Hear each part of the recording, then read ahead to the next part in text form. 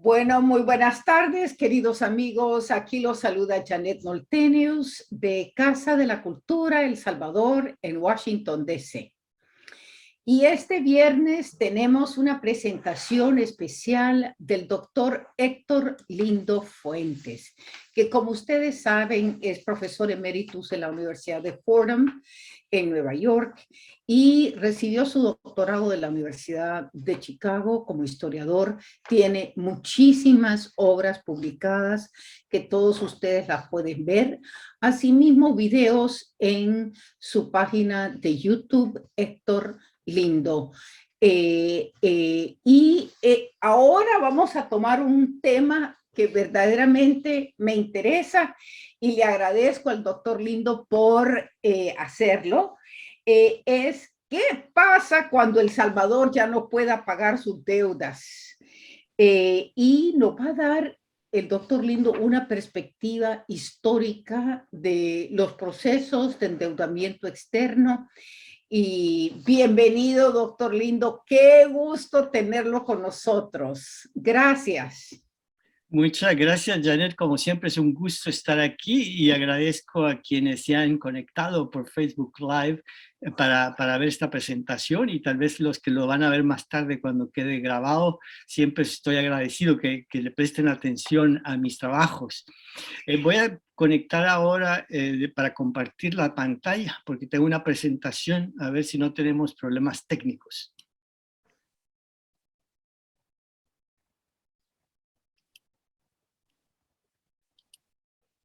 ¿Se está viendo bien, doctora? Sí, se está viendo. Gracias. Ok, magnífico. Entonces, hoy, viendo las circunstancias de que El Salvador está al borde de una suspensión de pagos de su deuda externa, quiero dar un poquito de contexto histórico de cómo se han dado estos procesos en la historia de El Salvador. Entonces, eso es más que todo la naturaleza de mi presentación. Voy a empezar simplemente destacando algunas fechas claves que van a ser un poco el eje de lo que voy a hablar. Tenemos aquí la fecha de 1922, que es la fecha en que se firmó el contrato de crédito que más peso tuvo en la historia de El Salvador, que causó más problemas. Luego, la otra fecha importante es 1932. Que no fue únicamente el año del levantamiento comunista, que fue pues un acontecimiento parteaguas en la historia de El Salvador, sino también fue el año en que se suspendió el pago de la deuda, y las dos cosas están relacionadas. Y luego voy a hablar de 1936 a 1938, que son las fechas en que se renegoció la deuda salvadoreña, para luego hablar un poco sobre el impacto de largo plazo que tuvo esta suspensión del pago de la deuda y en general el problema de la deuda externa en El Salvador. Entonces, les voy a dar un contexto más amplio que yo creo que nos va a ayudar a entender un poco el presente. La historia de la deuda de El Salvador, de la deuda externa de El Salvador, se encuentra contada en sus etapas previas a 1922 en una publicación que salió a finales de 1921. Cuando ya se sabía que El Salvador quería contraer un crédito muy grande. El grupo de tenedores de bonos que estaba en Inglaterra decidió hacer un informe sobre la historia del endeudamiento salvadoreño. O sea que este documento que ellos produjeron es realmente un punto de partida para comprender la deuda salvadoreña. Tenemos aquí Sí. el primer documento, la primera página, que nos muestra que a partir de 1827, El Salvador, y en aquel entonces el estado de San Salvador, se hace cargo de parte de la deuda federal que había contraído la Federación de Estados de Centroamérica inmediatamente después de la independencia. Entonces El Salvador empieza a endeudarse en ese momento. Y esta fue una época de mucho desorden político, de mucha inestabilidad política, de tal forma que hasta mediados del siglo XIX, en las décadas posteriores a la independencia, El Salvador realmente no pagó su contribución. Pero más adelante empieza a endeudarse nuevamente, nuevas deudas y deudas vinculadas más que todo al tema del ferrocarril, porque ya para la década de 1880 las autoridades en El Salvador se dan cuenta de que para sacar la cosecha de café a los puertos, que ya empezaba a ser un negocio importante, era necesario tener un mejor sistema de transportes. Entonces tenemos que se empiezan a contraer deudas para pagar la construcción de un ferrocarril. Entonces, destacado aquí en esta página, como en 1889, en 1892, en 1894, se contraen deudas para pagar, para construir un ferrocarril. Entonces, los primeros pasos de la consecución de deuda de El Salvador están vinculadas al ferrocarril. Pero ya más adelante se empieza a cambiar la naturaleza de la deuda. Para 1908, por ejemplo, se contrae un empréstito para repagar créditos locales. Es decir, ya se empieza a endeudar el país de una forma poco sana, no para actividades de inversión en obras públicas, sino que ya para pagar deudas atrasadas, para ponerse al día, una forma de endeudamiento menos sana. Y lo mismo se hace en 1915, cuando hay otro crédito para intereses, para propósitos similares. Luego, en 1921, ya se empieza a hablar de un refinanciamiento de la deuda salvadoreña. O sea que la primera conclusión que tenemos de este breve recorrido de los empréstitos antes de 1922 es que la deuda salvadoreña es tan antigua como la República. La situación antes de 1921 era una situación de un aumento en el endeudamiento externo, pero más que todo para financiar ferrocarriles. Pasemos ahora a el empréstito de 1922, que es el crédito que obtuvo El Salvador, que lo llevó a tener serios problemas después de 1932. Y fue un empréstito que estuvo relacionado con una crisis económica que estaba sufriendo El Salvador en 1921.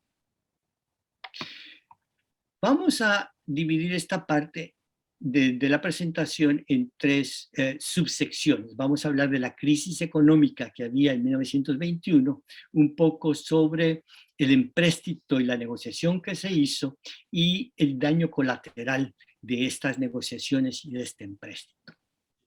Algunos de ustedes que han visto mis presentaciones tal vez ya están familiarizados con esta gráfica, pero creo que es importante dar el contexto. En 1921 hubo una crisis en la Bolsa de Valores de Nueva York. Esta gráfica que aparece en la pantalla es del Dow Jones Industrial Average, la medida que hay para el comportamiento de la Bolsa de Valores de Nueva York, y muestra claramente que en 1921, 1922 hubo un bajón muy claro que tuvo que ver con la política monetaria en Estados Unidos. Ahora, esto es importante porque cuando la economía estaba mal en Estados Unidos, y Estados Unidos es el principal cliente del café salvadoreño, se dejaba de comprar el café salvadoreño, entonces disminuían los recursos de los productores salvadoreños y también el ingreso por impuestos que recibía el gobierno. En esta siguiente imagen ven ustedes una comparación mes a mes de los ingresos por impuestos de exportación e importación entre 1920 y 1921. Y ven que mes a mes está bajando los ingresos del fisco. Entonces, está claro que la economía se deterioró muy rápidamente de 1920 a 1921. Pero ya la economía andaba mal y sobre todo los recursos con que contaba el fisco para hacerle frente a sus necesidades, porque había habido unos años muy malos anteriormente. En 1917 había habido un terremoto, el famoso terremoto de junio del 17, que fue muy destructivo y fue necesario entonces reconstruir muchísimos edificios, muchos gastos. Luego en 1918 hubo la pandemia de 1918. Algo de lo que se ha hablado muy poco. Yo tengo, de hecho, un video sobre eso en mi canal de YouTube, si les interesa. Luego en 1919 hubo otro terremoto y además de que hubo otro terremoto, fue un año de campaña presidencial. Y la dinastía Meléndez Quiñones, que era la que estaba en el poder, no distinguía mucho entre los gastos del partido político de ellos y los recursos del Estado. Es decir, ellos usaban recursos del Estado para hacerse la propaganda y en un año de elecciones presidenciales se usaron muchos recursos fiscales para la campaña electoral. O sea que cuando llega la crisis que viene de Estados Unidos a finales de 1920, principios de 1921, ya llega a unas arcas del Estado que están muy mermadas por las malas políticas de la dinastía Meléndez Quiñones. Esto va a tener consecuencias sociales muy graves que van a aumentar un descontento social muy fuerte a los problemas económicos. Como ejemplo de los problemas sociales que se debían a la falta de recursos del Estado, les muestro aquí una lista que apareció en el Diario Oficial en marzo de 1921, en que avisa los pagos de la tesorería correspondientes a noviembre de 1920. Dice que en marzo se van a pagar los sueldos de noviembre de 1920, o sea que noviembre, diciembre, enero, febrero, los empleados públicos no habían recibido sus sueldos. Esto pues es una verdadera tragedia, sobre todo para las personas con menos recursos, los maestros, los soldados, los músicos, que por 4 meses no recibían su sueldo. Y además estaban muy expuestos a agiotistas, a estos prestamistas que cobraban intereses sumamente altos, o a una plaga todavía mayor que los agiotistas, que eran los compradores de vales. Había gente que llegaba y que le decía a estas personas que en lugar de recibir sueldo habían recibido un vale de tesorería, le decían, yo se los compro, pero se los compro a medio precio. Y luego esas mismas personas tenían contacto con el gobierno y algunos se decían que eran parientes del presidente Meléndez, llegaban a tesorería y cobraban el valor total del sueldo. O sea que era una actuación sumamente cruel. Entonces, en esta situación había mucho descontento social y es una época también de un mayor movimiento obrero. Había ya más organización entre los grupos obreros y hubo huelgas de zapateros. Las primeras huelgas de zapateros serias fueron en 1921. Y otro acontecimiento importante que hubo en esta época fue la desmonetización de la plata. Esto es algo un poquito complicado, pero básicamente lo que se trata es que para convertir la moneda de El Salvador al patrón oro puro, un cambio en la política monetaria, abruptamente se dijo que las moneditas de plata ya no iban a tener valor. Entonces, muchas de las personas que tenían ahorros en moneditas de plata, en las monedas macuquinas, ustedes habrán visto los cuartillos de la época colonial y las bambas, pues se dieron cuenta que sus ahorros ya no valían nada. Entonces esto provocó manifestaciones muy fuertes, inclusive una manifestación muy violenta el 28 de febrero de 1921.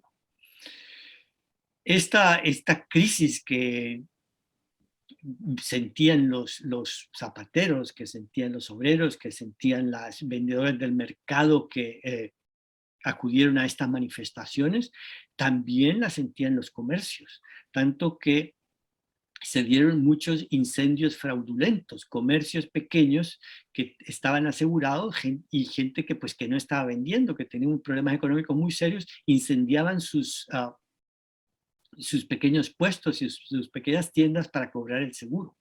También había noticias de suicidios. Entonces, el presidente Meléndez se estaba encontrando con una situación económica gravísima, porque además tenía un impacto social y por supuesto un impacto político sumamente serio. Es en estas circunstancias en que se empieza a pensar en la necesidad de obtener un empréstito exterior para poder pagar los sueldos, para poder pagar las deudas que tenía el país y para tener un poquito más de dinero para invertir. Y los bancos internacionales se dieron cuenta de esto. Entonces empezaron a llegar diferentes grupos bancarios extranjeros para ofrecerle dinero, para decir, bueno, nosotros le podemos dar un crédito, pero por supuesto queremos condiciones favorables. En abril, por ejemplo, llegó un representante de la Banca Nacional Francesa de Comercio Exterior, un nuevo grupo bancario para hacer préstamos a países como El Salvador. Luego, en mayo, David y Benjamín Bloom, que eran los dueños del Banco Occidental, le ofrecieron un empréstito y empezaron a negociar con el presidente Meléndez.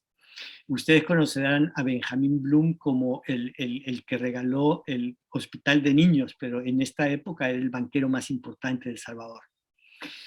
Pero el representante de Estados Unidos no le parecía que Benjamín Bloom fuera el prestamista del gobierno, a pesar de que Benjamín Bloom era ciudadano estadounidense. Pero el embajador de Estados Unidos, en esta época no eran embajadores, se llamaban ministros, un señor que se llamaba Montgomery Schuyler, prefería a otro estadounidense para que negociara un empréstito para el gobierno de El Salvador, un señor que se llamaba Minor Keith.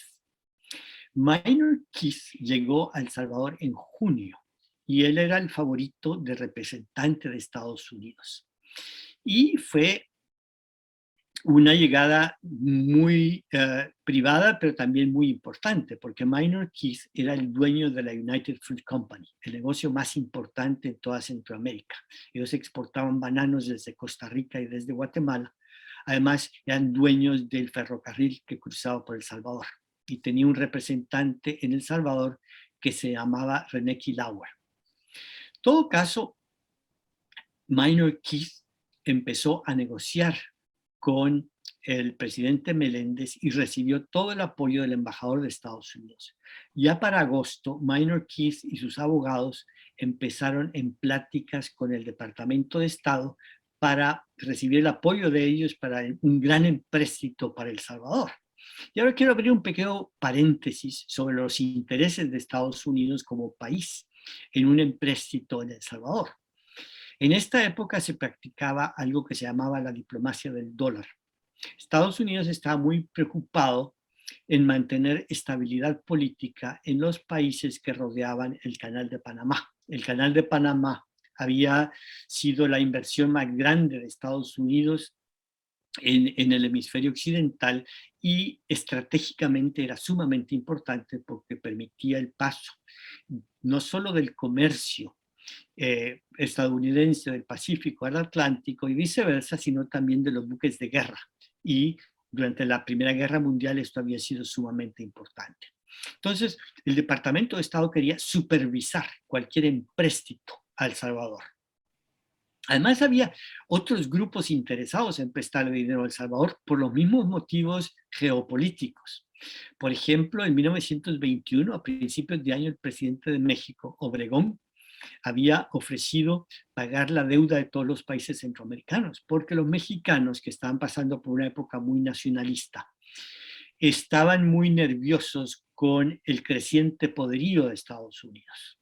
Recuerden que el presidente Porfirio Díaz decía: pobre México, tan lejos de Dios y tan cerca de Estados Unidos. Para la diplomacia mexicana, el poderío de Estados Unidos en Centroamérica siempre ha sido un problema y querían equilibrarlo.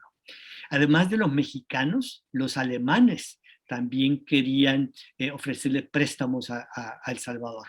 Había una casa comercial que se llamaba la Casa Mukden, que fue intermediaria entre los bancos alemanes y el gobierno de Meléndez. O sea que había mucho interés en prestarle dinero a El Salvador, y el presidente Meléndez estaba sumamente ansioso por obtener un empréstito por los problemas económicos y la presión social y política que estaba experimentando, que era realmente tremenda. Había amenazas a su vida, de hecho. Por fin, en 1922 se firmó el empréstito.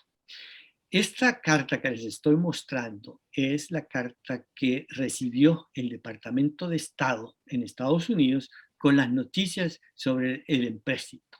Y está fechada en 1922, en junio de 1922.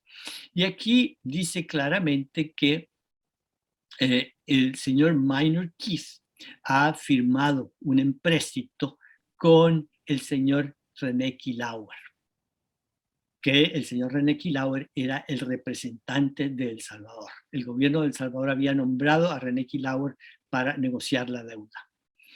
Y ya les voy a explicar cuál es la relación entre estos dos individuos. Pero antes quiero mostrarles otra cosa. En el membrete de la carta que recibió el Departamento de Estado aparece el nombre de los abogados de Minor Keith, que eran intermediarios entre Keith y el Departamento de Estado. Era la oficina de abogados de Robert Lansing. Robert Lansing había sido el secretario de Estado de Estados Unidos inmediatamente antes. O sea que era un tipo importantísimo. Además, el tipo de gente que cuanta llamada telefónica hacía el Departamento de Estado, pues inmediatamente lo respondían. Él había sido el jefe de todos unos meses antes. Esto les da una idea de la influencia que tenía Minor Keith, del poder que tenía y de la habilidad que tenía también, de saber que tener un abogado como Robert Lansing era la ventana o la puerta abierta para entrar al Departamento de Estado. Ahora, quería mostrarles la relación entre Minor Keith y René Kilauer. Esta página es del informe anual de la Compañía de Ferrocarriles Centroamericanos, el IRCA, y ahí ven la junta directiva. El presidente de la junta directiva y el dueño de la compañía era Minor Keith. Y el director por El Salvador, que además es el representante de El Salvador, de René Kilauer, de Minor Keith, perdón, en El Salvador, era René Kilauer. O sea que el representante de El Salvador ante las negociaciones del empréstito, que fue René Kilauer, era el empleado del que negoció el crédito de parte de los bancos. Y por supuesto, esto significa que el contrato que se firmó fue sumamente favorable para los intereses de Minor Keith, y además recibió una comisión muy fuerte. Y las condiciones del empréstito que aparecen en el contrato que les muestre aquí, eran condiciones pues muy difíciles para El Salvador, muy onerosas para el Estado salvadoreño. Era un contrato que autorizaba la emisión de 6.5 millones en bonos para colocarlos en el mercado de valores. Y esa emisión de bonos estaba respaldada por un 70% de los ingresos de aduana de El Salvador. Y los ingresos de aduana en aquella época eran el principal ingreso del Estado salvadoreño. O sea, que francamente es como que un empleado contraiga un un crédito y comprometa el 70% de sus ingresos como garantía. O sea que El Salvador estaba realmente hipotecándose ante los banqueros estadounidenses. Además, y esta fue una de las cláusulas más discutidas y que tenía más peligro político, El Salvador aceptó que un delegado de los bancos llegara a El Salvador, un representante de los bancos estadounidenses, a supervisar los ingresos aduaneros. O sea que había instalado en El Salvador un agente de los bancos que supervisaba cómo El Salvador usaba sus ingresos fiscales. Esta persona que se nombró se llamaba William Renwick, que llegó al país en 1923. Y es alguien muy importante, ya vamos a hablar sobre él.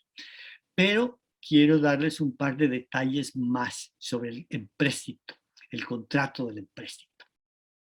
En este detalle del empréstito, este literal D, se dice que el interventor fiscal realmente tiene muchas funciones y tiene muchos derechos a exigir que se le den cuentas y a supervisar el gasto del gobierno de El Salvador. O sea que era una condición que le quitaba mucha autonomía a la política económica de El Salvador. Y otro artículo que fue muy discutido y que todavía aparece en textos de derecho internacional es que El Salvador se comprometía a someter cualquier diferendo con los tenedores de bonos al arbitrio del presidente de la Corte Suprema de Estados Unidos. Y si el presidente de la Corte Suprema de Estados Unidos no podía hacerse cargo del asunto, el Departamento de Estado podía nombrar a cualquier juez federal. O sea que los Estados Unidos eran juez y parte en estos arreglos. El Salvador cedía buena parte de su autonomía con este contrato de 1922. Y aunque había mucha censura de prensa y los detalles de este empréstito no se supieron sino hasta que se firmó, sí se filtraban noticias de qué es lo que se estaba haciendo y la oposición en El Salvador era tremenda, basada simplemente en los rumores. Entonces hubo concesiones extraordinarias de parte del gobierno de Jorge Meléndez para obtener este crédito. Esto me lleva al daño político colateral que llevó esto. Aquí tengo dos informes del representante de Estados Unidos que les dan un poquito la idea de cuál es el problema aquí. El primer informe es de febrero de 1922 y habla claramente de una rebelión de los cadetes de la Escuela Politécnica, que es la escuela militar, que se levantaron en contra del gobierno tratando de derrocar al gobierno de Meléndez. Esto es en febrero. Luego tenemos que un par de meses más tarde hay otra revuelta, esta vez en el Zapote. El ejército, el cuartel del Zapote, como ustedes saben, que estaba mirando hacia la antigua casa presidencial, fue escenario también de otro levantamiento que también fracasó. Y ya en 1921 ha habido tanto intentos de golpe de Estado como intentos de asesinato. Y cuando se estaba discutiendo ya la firma del documento del empréstito de 1922, los diputados recibieron amenazas a muerte, se quejaban de que su vida estaba en peligro. O sea que el empréstito de 1922, que fue quizá el empréstito más grande que tuvo El Salvador en la primera mitad del siglo XX, dejó al país sumamente endeudado y endeudado en condiciones que realmente afectaban su autonomía para tomar decisiones políticas. Otra consecuencia un poquito más complicada del empréstito es que ayudó a la consolidación en el poder de Alfonso Quiñones Molina. Aquí les muestro la foto de Alfonso Quiñones Molina, que es el señor que aparece con sombrero de copa, con chistera. Y también les muestro una foto de las obras públicas que hizo Déjame ver si los puedo hacer un poquito más grande aquí. Eso es. Esta es una foto de las obras públicas que se hicieron con el excedente del empréstito. Alfonso Quijano Molina tuvo mucha suerte de que los precios del café mejoraran mientras él era presidente y de quedar un poco de sobrante del empréstito para hacer obras públicas, pero de carácter muy populista. Él salía a inaugurar cualquier cosa que se construía, que construía el gobierno, usaba cualquier ocasión para aumentar su popularidad. Y es más, al ver que todas estas construcciones que había hecho con el empréstito habían ayudado a consolidar su popularidad, él empezó a pensar en reelegirse. Tanto que estuvo realmente a días de lograr la reelección. No es sino porque Estados Unidos le dijo claramente que no reconocería su gobierno, que no se reeligió. Y otra cosa interesante de este empréstito y de las obras públicas es que estaban directamente vinculados no solo por la fuente de fondos para los gastos públicos, sino que los mismos contratistas que estaban involucrados en la construcción, por ejemplo, de nuevas tuberías, de nuevas cloacas en San Salvador o de la pavimentación de San Salvador, eran personas vinculadas a Minor Keith. Aquí tenemos que la foto que les mostré está firmada por Hebert y compañía y René Kilauer, contratistas, que fueron los que tomaron la foto para sus efectos de construcción. Pues ambos están directamente vinculados a Minor Keith. Y además habían introducido en el contrato del empréstito que eran estas compañías asociadas a Minor Keith las que iban a hacer las obras públicas. Entonces, esto realmente nos lleva a pensar que el Estado salvadoreño había acumulado una deuda pública muy grande.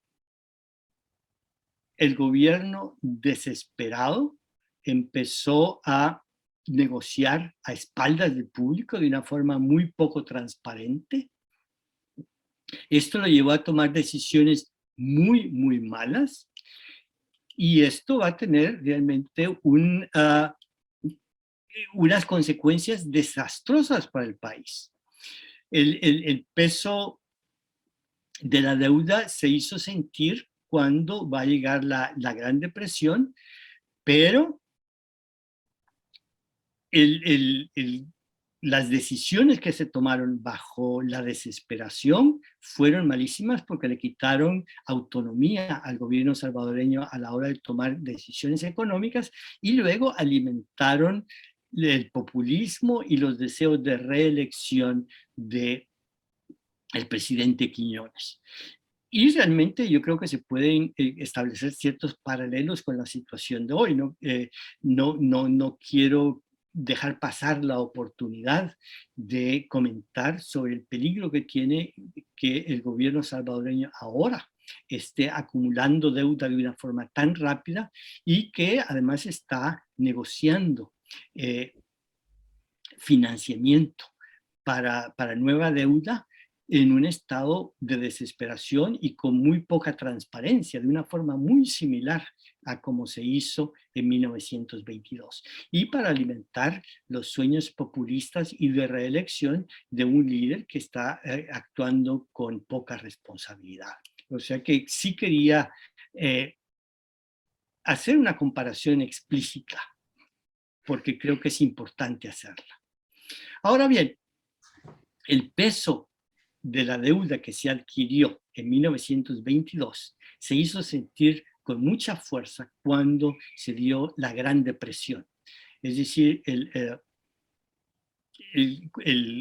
crash de Wall Street en 1929, que fue el comienzo de la Gran Depresión, llega a El Salvador en momentos en que El Salvador está sumamente endeudado.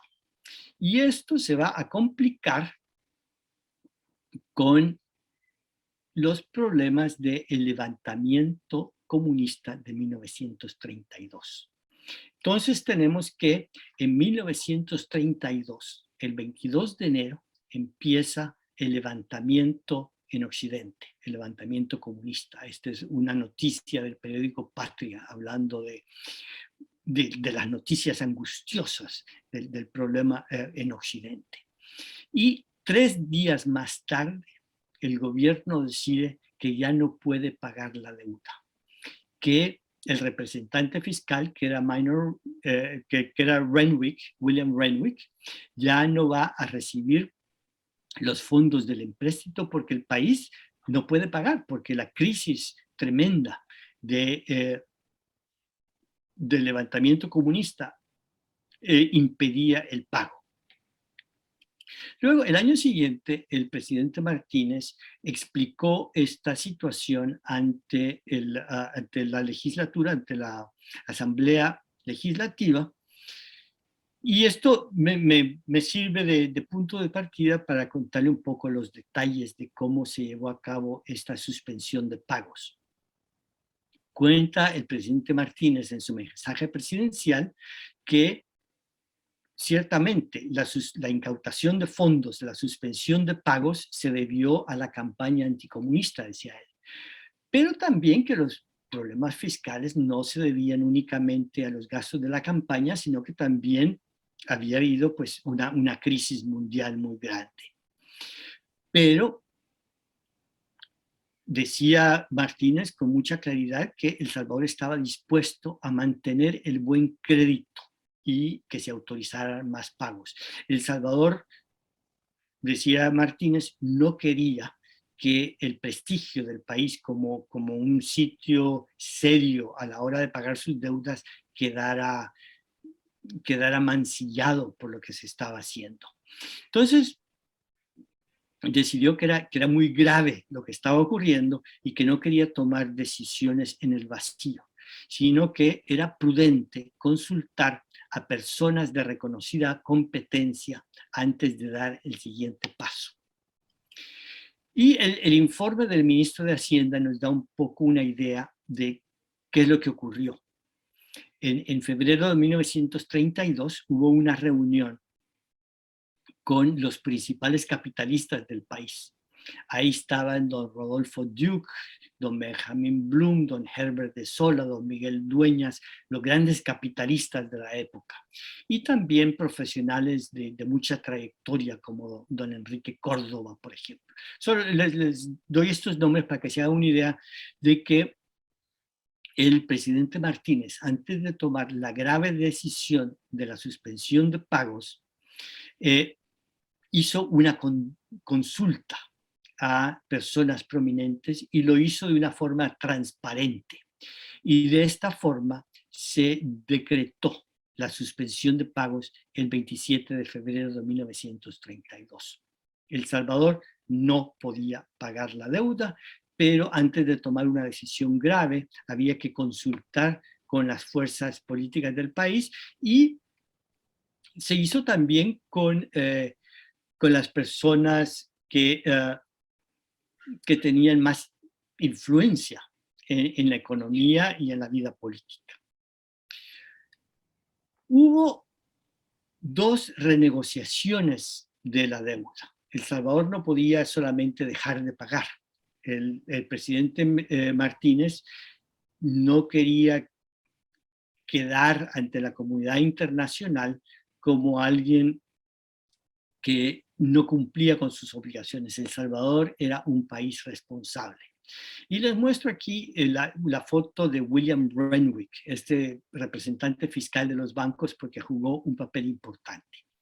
La primera renegociación fue en 1933. ¿Qué es lo que pasó? Poco después de que en 1932 El Salvador dejó de pagar la deuda, se organizó en Nueva York un comité de tenedores de bonos del Salvador para exigirle al gobierno, para negociar con el gobierno que les empezaran a pagar de nuevo, porque ellos habían comprado bonos de buena fe y no les estaban pagando, ni los intereses siquiera, mucho menos el principal. Pero les destaco dos de los miembros de ese comité tenedor de bonos. Uno se llamaba R.W. Hubbard y el otro Montgomery Schuyler. ¿Quiénes son estas gentes? Hubbard era alguien que trabajaba directamente con Minor Keith. Es decir, que era de la gente que había estado en la negociación del empréstito y que había estado en la construcción de las cloacas de San Salvador, en la pavimentación, habían sido partícipes en la negociación de ese empréstito tan oneroso para El Salvador. Y el otro, el nombre más sorprendente, era Montgomery Schuyler, quien era el representante de Estados Unidos en El Salvador en esa época. O sea que a la vez que estaba apoyando a Minor Keith y poniendo presión en el gobierno de Meléndez para que firmara el empréstito, él mismo estaba comprando bonos. Es más, Montgomery Schuyler tenía tanta influencia en Meléndez que yo he visto informes de él diciendo: el presidente Meléndez no toma ninguna decisión sin consultarme. O sea que esto les da una idea de la situación en que se negoció este empréstito y quiénes se beneficiaron. Fue, pues, unos extranjeros que llegaron a El Salvador y se aprovecharon de la urgencia y de la debilidad del presidente salvadoreño. Por fin, el gobierno de El Salvador en junio de 1932 nombró a un negociador para que se reuniera con estos tenedores de bonos. Entonces, solo pasaron 3 meses entre la suspensión de pagos y que El Salvador empezó a dar pasos para negociar con los tenedores de bonos. Entonces, la voluntad del gobierno salvadoreño de negociar de buena fe quedó clara desde el principio. Por fin, en 1933 se firmó un convenio con los tenedores de bonos. En mayo se firmó el convenio, en mayo 6, el 8 de mayo, el ministro de Hacienda presentó el convenio a la Asamblea Legislativa para su aprobación, pasó a la Comisión de Hacienda, se discutió por 3 días y luego se ratificó. Pero aquí lo que quiero mencionar es que se discutió por 3 días. Esta no es una decisión que se tomó sin deliberación y sin discusión dentro de la Asamblea. En contraste con lo que se hace ahora, que este tipo de decisiones la Asamblea las toma en menos de 1 hora, que ni siquiera se les da a los diputados los documentos para este tipo de decisiones para que los lean, sino que simplemente llegan y votan. Aquí hubo una voluntad de discutir de forma seria el compromiso que estaba adquiriendo El Salvador. Y otra cosa que quiero destacar es que el negociador salvadoreño, el señor Aguilar Trigueros, que había estado negociando este convenio con los tenedores de bonos, en su correspondencia le agradece a William Renwick, el representante de los bancos de Estados Unidos, todo el apoyo que le dio.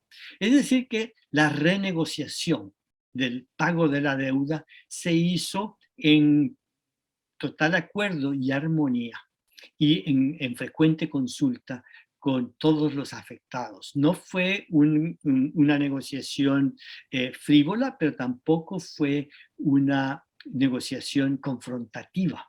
Fue una negociación en que el gobierno de El Salvador quería demostrar lo más posible su buena voluntad de hacer las cosas de la mejor forma posible.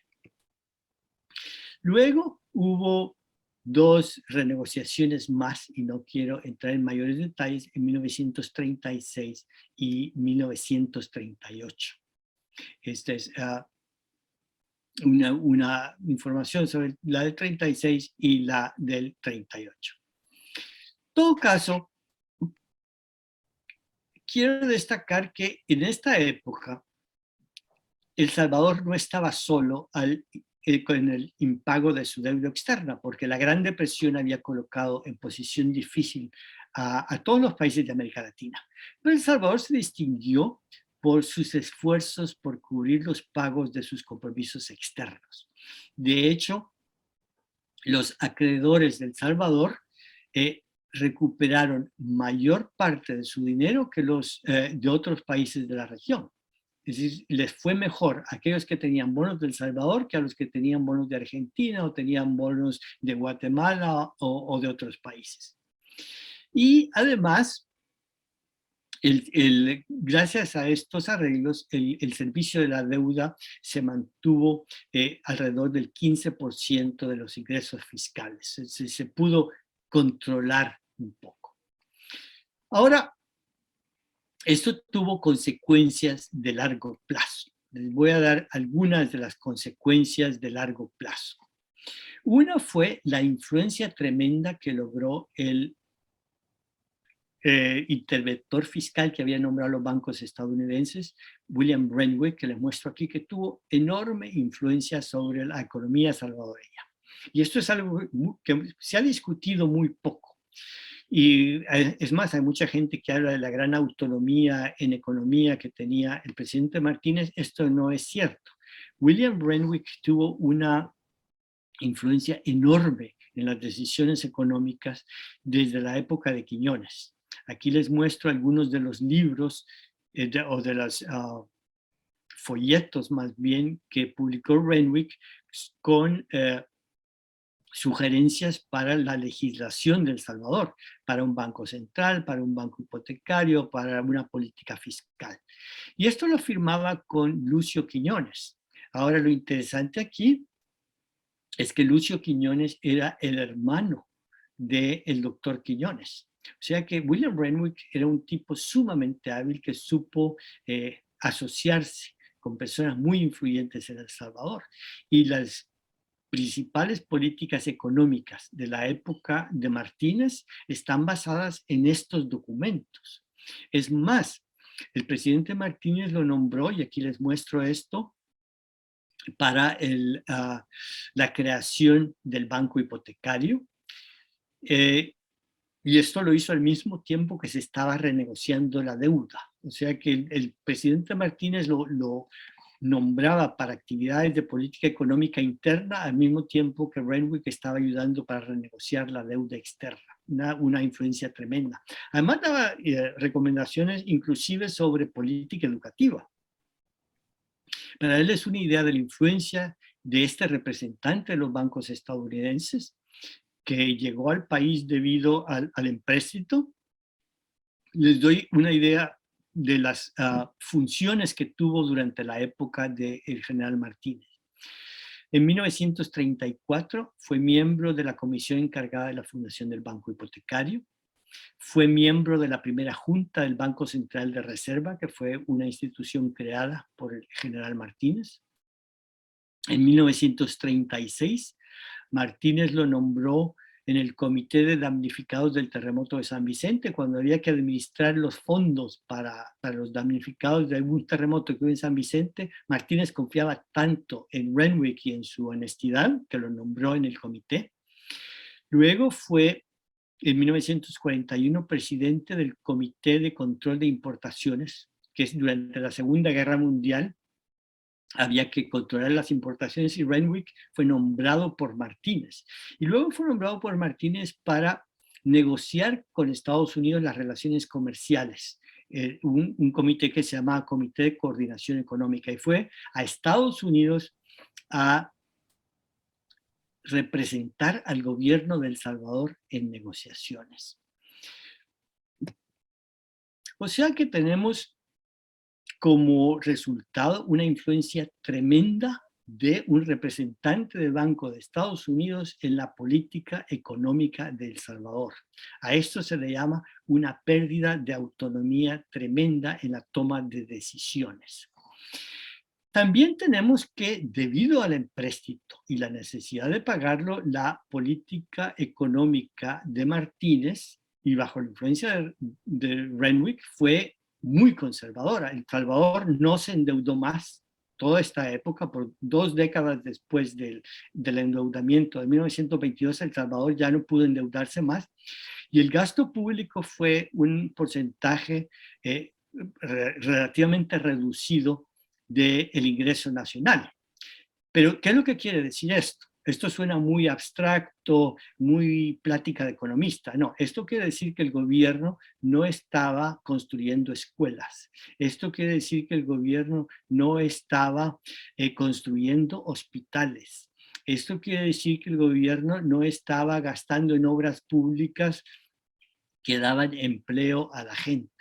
O sea que el papel que normalmente juega el gobierno para promover el crecimiento no lo pudo hacer en toda la extensión del caso por el peso de la deuda de 1922 y las renegociaciones de la deuda. Las consecuencias de un alto endeudamiento y de un impago de la deuda llevaron a políticas económicas que no promovieron el crecimiento económico del país. Ahora, parte de esta política económica conservadora tenía que ver en parte con las ideas de la época, las convicciones de política conservadora del presidente Martínez. También que el sentimiento público contra los empréstitos de 1922 fue muy fuerte. ¿Sí? No era solamente el presidente Martínez que no quería nuevos créditos, sino que la gente de izquierdas y de derechas había tenido tan mala experiencia con el empréstito de 1922 que ya no quería que El Salvador se endeudara más. También está la influencia de Renwick, que personalmente era sumamente hábil y era muy respetado en El Salvador. Y también el entorno económico internacional. Para darles una idea de la influencia de Renwick, esta es una foto de él cuando estaba ya en su lecho de muerte y aparece rodeado de las personas más influyentes en la política económica de la época, pero tanto de izquierdas como de derechas. Está ahí Jorge Sol Castellanos, que fue el primer economista keynesiano en El Salvador, que él estaba más bien a favor de mayor gasto público en educación y en gastos sociales. Aparece ahí don Manuel Heinz, que también era autoridad en temas económicos, don Milo Herodier y don Emeterio Oscar Salazar, gentes de el establishment económico, de la política económica del país, todos rodeando a Renwick, que logró, como les digo, tremenda influencia en El Salvador. Ahora, la comparación con 2022, pues hay que destacarla. Entre las similitudes en el tema de la renegociación y de la deuda es que la deuda se contrajo sin ninguna transparencia en 1922, al igual que lo que está ocurriendo ahora. El gasto público se usó para promover un gobierno populista y con intenciones reeleccionarias, con el intento de reelección, igual como que está ocurriendo ahora. Ahora, hay algunas diferencias. Quiñones sí usó el empréstito para gasto público con fines populistas, pero sí tuvo un buen récord de ejecución de obras. No era solamente fachada, no eran solamente renders los que daba él, sino que también hubo obra pública pues bastante útil. Y en el tema del impago, el gobierno de Martínez sí trató de ser muy responsable y está por verse todavía si el gobierno salvadoreño, ante un posible impago y a una posible extensión de la deuda, se va a comportar con similar responsabilidad. El ejemplo de 1933 y de 1938 es que la problemática de la deuda, de renegociación de la deuda, de negociaciones con los tenedores de bonos estuvo basado en consenso, consulta con los deudores, comunicación constante, tacto, diplomacia. No había confrontaciones, no había insultos, no había tweets negativos. Sí se negociaba, pero se quería dejar en claro la buena fe del Salvador y el respeto por las normas y principios internacionales. Y esto se lo digo yo. Soy sumamente crítico del periodo del presidente Martínez, pero en este tema sí se comportó con bastante responsabilidad. Bueno, hasta aquí llega mi presentación. Y si tienen ustedes alguna pregunta, pues yo con gusto las puedo responder. Muchísimas gracias, doctor Lindo. Como al principio decíamos, cuando Estados Unidos le da catarro, a nosotros nos da neumonía. Y luego agradezco muchísimo ese análisis y las conclusiones que nos muestra tanto las similitudes como las diferencias en lo que pasó en esa negociación y las renegociaciones y lo que está pasando ahora.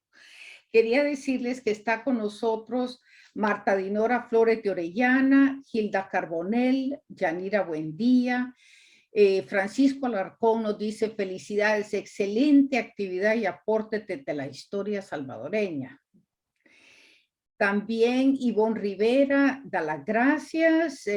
Víctor Manuel Flamenco Escobar está con nosotros, así como Miguel Ángel Chinchilla Maya, que él siempre está muy interesado en los temas históricos. CB Cecimil, también María Elena Vázquez Arévalo. Cecimil dice gracias por ayudar a entender el presente a través de la historia. Yo creo que eso es clave de sus presentaciones, doctor Lindo, y la verdad que asimismo se encuentra con nosotros Oscar Lindo, interesado en este tema. Pariente por la... Pariente, claro que sí. Edgar Rosales está con nosotros, Evelyn Sánchez, Elizabeth Aguilar y Elena Castro Morán nos dice, interesante este enfoque histórico que da luces a la situación salvadoreña actual. Excelente intervención. Saludos a Héctor. Carmen Benítez nos está con nosotros, Emily García, Mili Vargas dice, cualquier parecido es pura, entre comillas, coincidencia. Es de analizar mucho la coyuntura actual. Claro que sí. Mili Vargas nos dice, se dice que el presidente actual anda en Europa viendo de colocar bonos. No sé, no nos pueden decir a dónde, ni cómo, ni cuándo. Y Edgardo Alberto Vides está con nosotros y María Elena Vázquez Arévalo dice, es así como es tiempo algunos hacendados o finqueros tuvieron que construir escuelas y clínicas, ¿verdad? Muy acertada la comparación de hoy con 100 años atrás. Quiñones, a pesar de todo, no solo presentó maquetas de los proyectos, sino que las hizo. Y es lo que estaba. Ana Sol Gutiérrez dice, gracias por tan excelente presentación. Y ahí tuvimos el placer de ver a don Jorge y su foto como al hecho de muerte de Renwick, ¿verdad? Gracias, Ana Sol, por estar con nosotros. Mili Vargas Cruz, ¿cuál fue el efecto de la población por la renegociación de la deuda? ¿Qué pasó en la población? ¿Hubo algunas manifestaciones, algunas comentarios de parte del público en general? Pues realmente la renegociación de la deuda no fue impopular, porque de hecho lo que permitió fue dar cierta estabilidad al gasto público. Cuando se suspendió la deuda, se suspendió para poder pagar los gastos inmediatos del gobierno. Entonces, eso fue bien recibido. Y la renegociación no se hizo de una forma abrupta. Y realmente lo que hizo fue estabilizar el gasto público.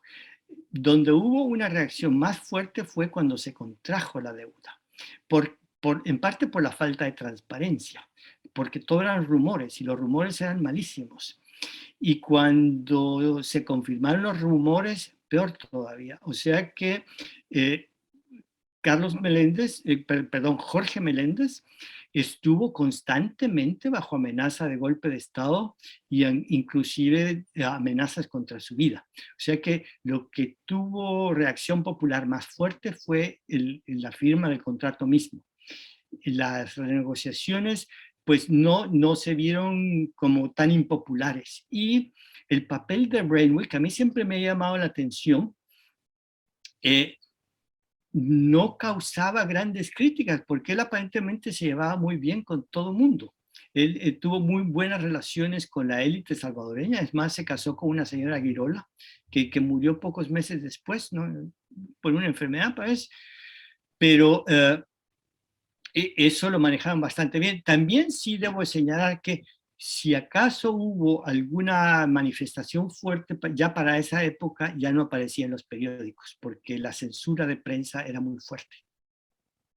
Pero lo que yo he visto, que lo podría haber visto también en informes de representantes de Estados Unidos, no hubo una reacción popular fuerte. Bueno. Bueno, doctor Lindo, muchísimas gracias. Yo quería nada más decirle que este tema, por supuesto, de vital importancia para todos nosotros y que tenemos la esperanza de oírlo de nuevo para hablar de cómo están estos procesos de negociación de los bonos en estos momentos alrededor del mundo y cómo nos estamos endeudando de una manera que aparentemente es increíblemente onerosa y no sabemos ni siquiera cuáles son los términos del mismo, ¿verdad? Así que muchísimas gracias y Ana Sol le pide por favor la foto de don Jorge, que si me la puedes mandar porque sería fantástico. Entonces, todos los demás le dan las gracias, doctor Lindo, y nosotros también por una presentación excelente. Bueno, muchísimas gracias a ustedes también, a todos.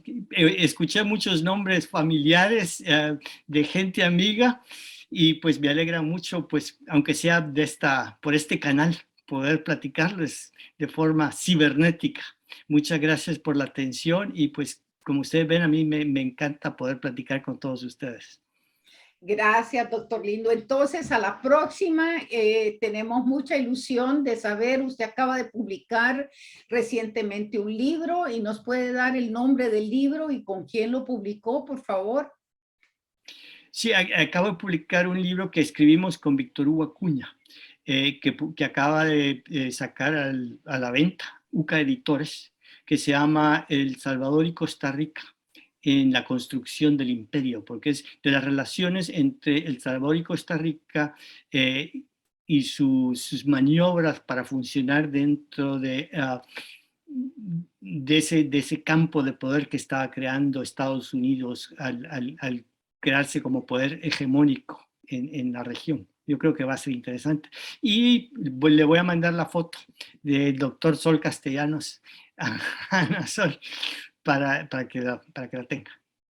Bueno, muchísimas gracias de nuevo. Gracias a todos los que han estado con nosotros y como ustedes saben, esta presentación va a estar en el canal de YouTube del Doctor Lindo y también de Casa de la Cultura El Salvador. Muchísimas gracias y muy buenas tardes. Buenas tardes.